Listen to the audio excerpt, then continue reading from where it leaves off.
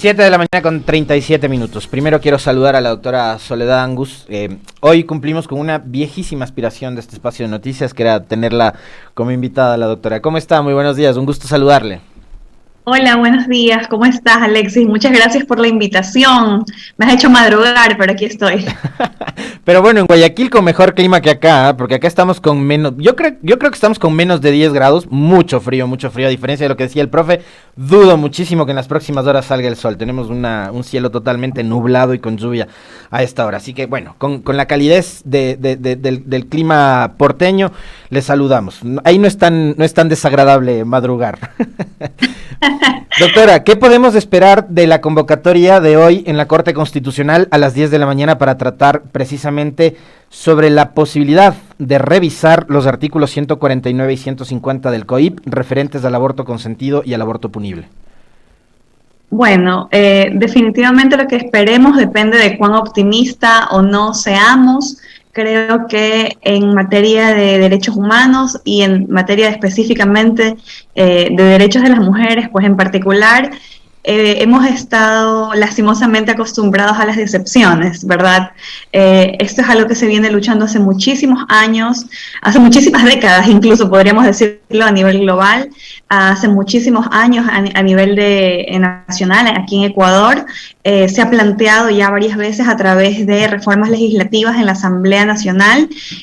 No ha pasado, pues ya sabemos lo que ha ocurrido, tanto cuando se debatió el COIP en 2013 y 2014, sabemos lo que ocurrió en el año 2019, donde estuvimos prácticamente a un paso de lograr tener una ampliación de causales de aborto no punible y no se dio a falta de 5 votos en la Asamblea, pese a que hubo votos mayoritarios en la Asamblea para la ampliación de causales, faltaron 5 votos para que pueda pasar el proyecto de ley, ¿no? Y luego, pues, el presidente de la República no tuvo la voluntad política de, a través del veto, introducir el tema, así que pues en el trámite legislativo frente a la Asamblea no pasó. Obviamente la movilización de mujeres y los pedidos, las demandas desde las calles de las mujeres es permanente, es continua, no se detiene. Y pues las luchas, las conquistas no son dádiva nunca de un político de turno, ¿no? Si bien siempre hace falta una voluntad política para conseguir en la legislación y en la política pública determinadas cosas, pues esto responde realmente a demandas sociales que no se detienen gracias a la movilización de las mujeres, ¿no? Entonces es la movilización de las mujeres la que ahora lleva este tema ante la Corte Constitucional.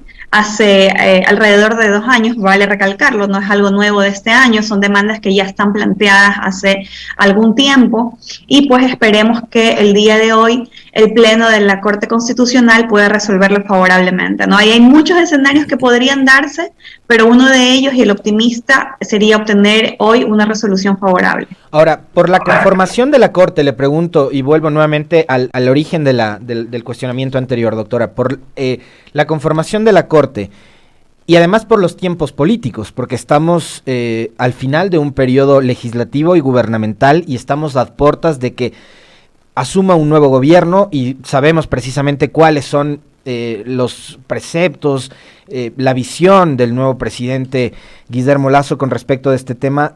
¿Qué podemos esperar por el timing político a lo que suceda hoy y por la conformación de la Corte también, donde sabemos que hay 2 visiones que se contraponen una de la otra?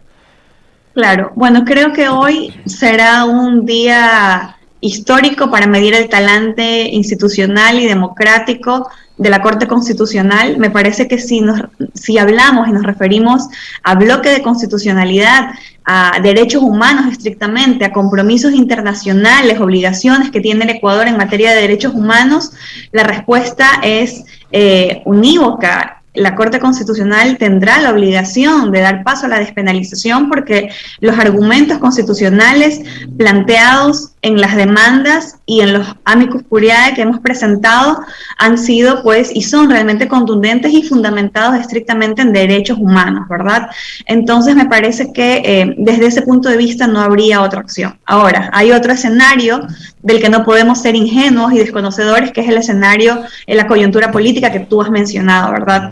Inclusive dentro de un marco de la coyuntura política, me parece que este sería un momento idóneo para hacerlo, en virtud de que hay un gobierno saliente y otro entrante que aún no se posiciona y que, como tú bien dices, tiene un corte ideológico bien marcado, bien definido. El futuro presidente de la República, de su puño y letra, ha firmado sendos documentos donde ha obstaculizado el trámite legislativo de normas como la que comentábamos hace un momento, que fue cuando se debatió la ampliación de causales de aborto no punible, y también el Código Orgánico de la Salud, que era una norma que ni siquiera despenalizaba ni ampliaba causales, simplemente hablaba de atención médica ginecobstétrica en casos de emergencia. Entonces, sabemos cuál ha sido la postura fuerte, no ha sido una postura para nada tibia ni aparente, ha sido una postura marcada del futuro presidente. Sin embargo, a mí me parece que también igual hay unos mensajes que son destacables. Y el primero es que justamente coincidencias, me parece, o no, porque realmente el 23, o sea, el viernes, antes de que el presidente de la República anuncie a su nuevo gabinete, ya la Corte Constitucional nos notificó con esto de que ya pasaba el trámite de discusión al Pleno, tanto la demanda original como las acumuladas. Luego, pues coincidencias o no, repito, el día lunes el futuro presidente anuncia parte de su gabinete, donde pudimos ver que hay, digamos, una variedad de perfiles bastante, me parece, de alto nivel.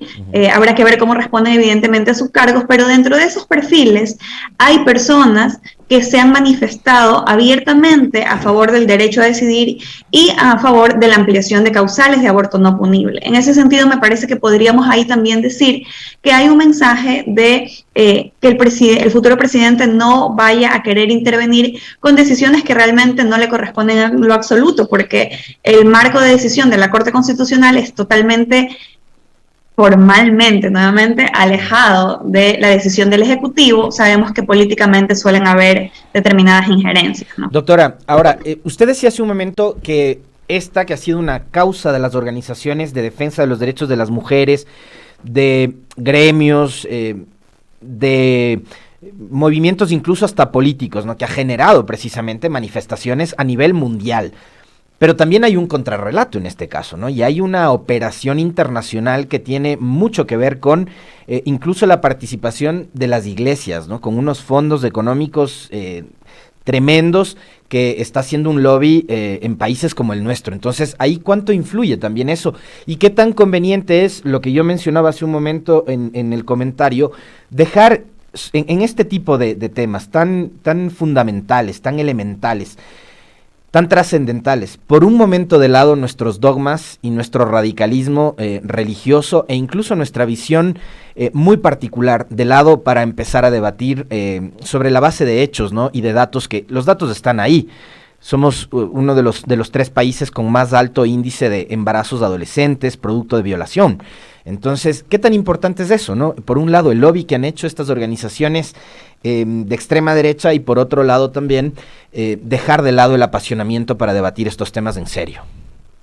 Bueno, ese lobby la verdad es que ha sido decisorio en muchas etapas. Sabemos, y ya lo vivimos cuando esto se debatió en la asamblea, muchas asambleístas que enarbolaron, digamos, dentro de la asamblea esta causa, eran recriminadas inclusive en las iglesias a las que ellas asistían, porque vamos, hay que decir algo, ser católico o profesar cualquier religión no obsta el hecho de que desde una mirada empática podamos entender el hecho de que hay realidades que ameritan ser atendidas desde una óptica de la salud pública, desde una óptica de los derechos humanos. Aquí no se trata de que cada uno nos respondamos a la pregunta de si estamos o no de acuerdo con el aborto, porque si estamos o no de acuerdo con el aborto es una decisión bien íntima y particular que tomará cada persona en su fuero interno. Lo que tenemos que responder aquí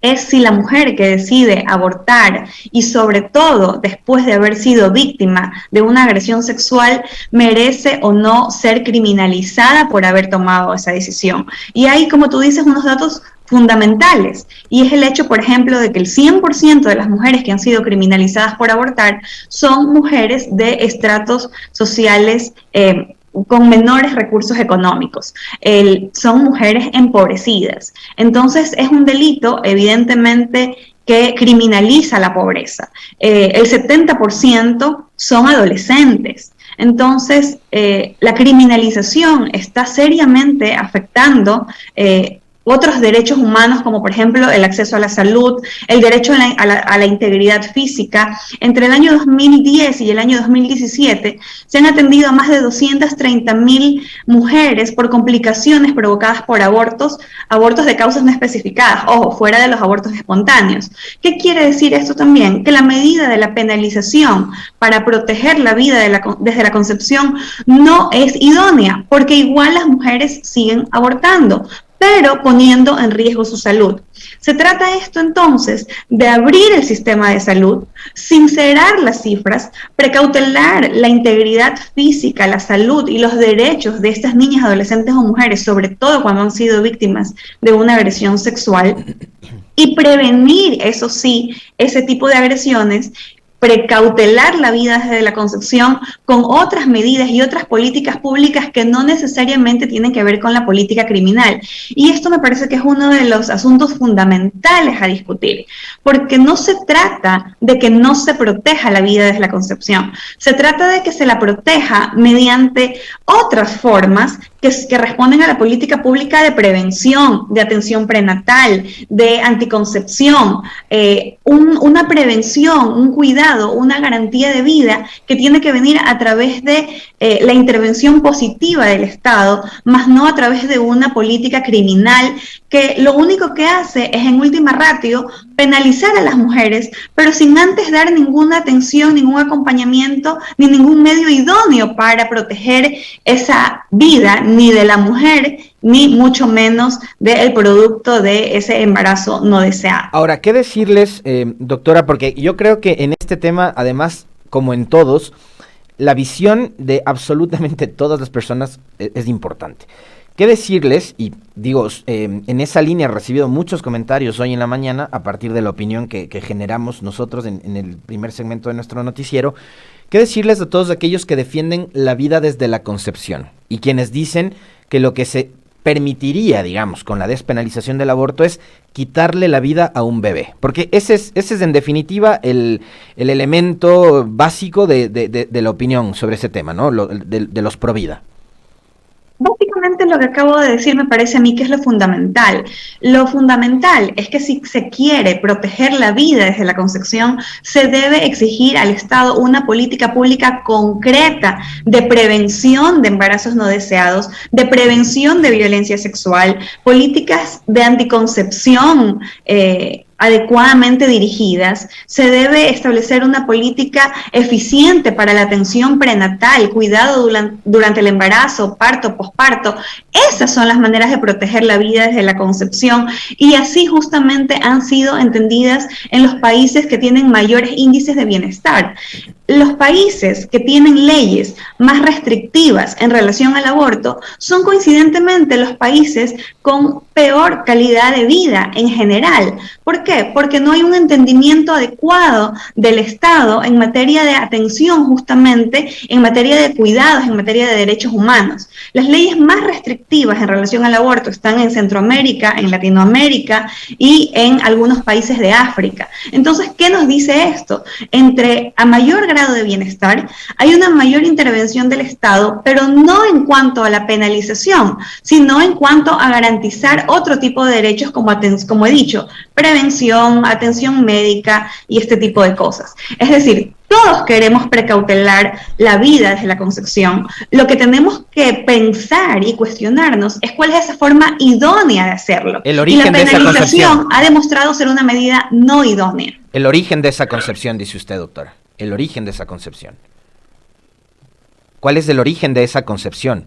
Creo que eso es fundamental. Y ahí usted me da lugar para plantearle la siguiente pregunta, con respecto de un trino del día de ayer de quien será la primera dama, ¿no? Así les llaman, a la esposa del presidente electo Guillermo Lasso.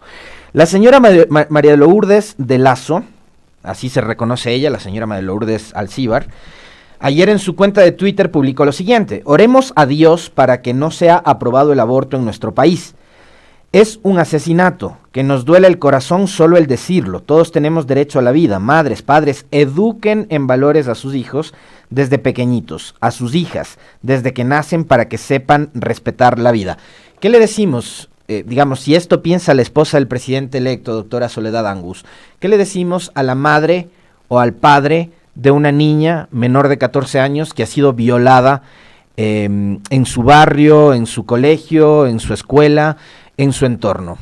¿Qué le decimos? Bueno, a mí me parece, la verdad, que es un lamentable desacierto que doña María de Lourdes pida a los padres que eduquen a sus hijos para respetar la vida en la medida de oponerse a esta despenalización, a esta ampliación de causales, y no pida que se respete a la integridad física de tantas niñas, adolescentes o mujeres que resultan embarazadas producto de agresiones sexuales, y que es fundamentalmente y principalmente lo que se ha puesto sobre la mesa de debate, ¿no? Entonces, hacia dónde se dirigen las oraciones y hacia dónde se dirigen los pedidos dice mucho de cuál es el enfoque de derechos humanos que tiene o que no tiene la futura llamada primera dama. Me parece, la verdad, preocupante las manifestaciones públicas que ha hecho, que si bien ella tiene derecho a expresar su opinión y obviamente a profesar su credo, pues no es menor la responsabilidad que ella tiene,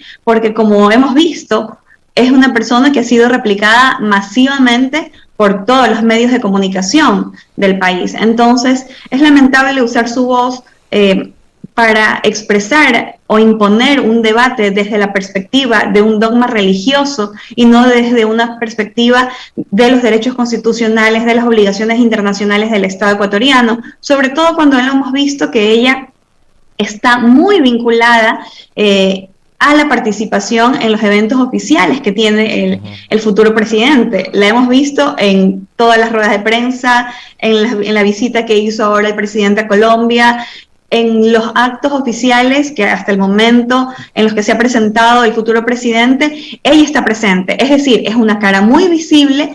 Si así lo ha decidido ella y si así lo ha decidido el futuro presidente, pues es elección de ellos, pero dentro de ese marco entonces me parece que hay un ejercicio de responsabilidad de la forma y el fondo con el que se emiten sus opiniones, ¿no? Y es lamentable que en un Estado laico partan desde dogmas religiosos y no fundamentos de derecho o constitucionales, que me parece que al menos eso podría, dentro del marco de un Estado laico, ser mucho más discutible, ¿no? Pero bueno, ha estado únicamente fundamentado en sus creencias religiosas y lastimosamente apuntado a únicamente oponerse a este tema, pero no realmente a proponer medidas concretas o a empatizar con estas víctimas de violencia sexual que en estos momentos podrían tener algo de reparación.